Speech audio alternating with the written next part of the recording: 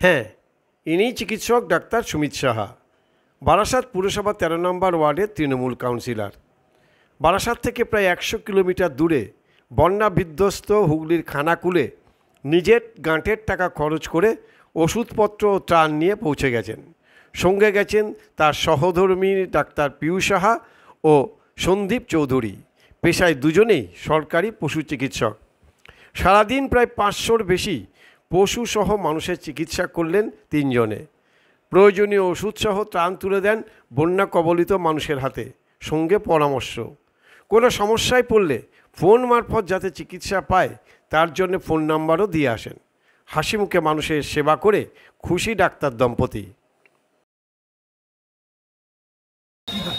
যেহেতু এটা বন্যা কবলিত এরিয়া, সেই জন্য এখানে সব থেকে বেশি গা হাত পায়ে চুনকুনি এবং মানুষ জ্বর আর ডায়রিয়া, এটা কমন ওষুধ, এইটাই সমস্যা নিয়ে বেশি মানুষ আসছে। দেখুন, এটা একটু অনুন্নত এলাকা আমার দেখে মনে হচ্ছে এবং বহু প্রান্তিক মানুষ রয়েছেন যাদেরকে সাহায্য করার জন্য আমরা এসেছি। এবং চিকিৎসক হিসাবে এটা আমাদের ধর্মই যে মানুষের প্রয়োজনে মানুষের পাশে থাকা। আর আমার নেত্রীর নাম মমতা বন্দ্যোপাধ্যায়, 365 × 24 ঘন্টা, এবং আমার নেতার নাম অভিষেক বন্দ্যোপাধ্যায়, এবং আমার নেতার নাম রথীন ঘোষ, যাদের আদর্শে আমি রাজনীতি করি। তো তাদের এই কাজ আমাকে অনুপ্রাণিত করে সর্বদা যাতে মানুষের পাশে থেকে মানুষকে সাহায্য করতে পারি।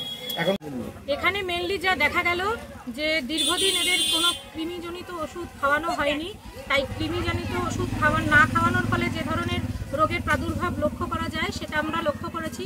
প্লাস দীর্ঘদিন যেখানে বর্ষার জলে এরা যে স্ট্যাগনেন্ট অবস্থায় ছিল তাতে এদের মধ্যে একটু ডায়রিয়ার প্রবণতা এবং চর্মরোগ দেখা গেছে বিশেষ জায়গায়।